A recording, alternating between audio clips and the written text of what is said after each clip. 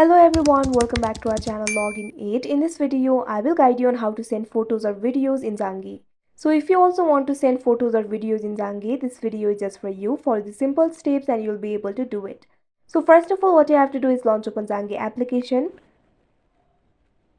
You can see over here Zangi has been opened. Make sure you're logged into your account. Initially, you'll be in the chats interface. In order to send the photos or videos, simply tap on the chat of the person that you want to send the photos or videos to. I'm just going to send it to myself. Now you can see over here that particular chat will be opened. If you look at bottom, you'll be able to find several options over here. You'll be able to see the message bar. Right next to it, you'll be able to see the icon for emoticon. Right next to it, you'll be able to see a camera icon over there. All you have to do is tap on it.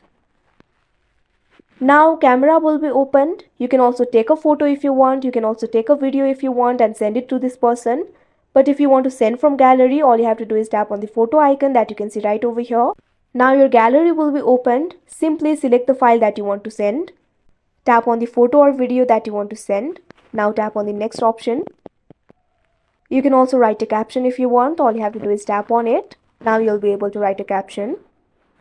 Now tap on the send option that you can see at the bottom right corner of your screen. Now you can see over here that photo or video has been sent. So that is how you send photos or videos in Zangi. I hope you found this video helpful. Thank you for watching. Make sure to like, share and subscribe to our channel.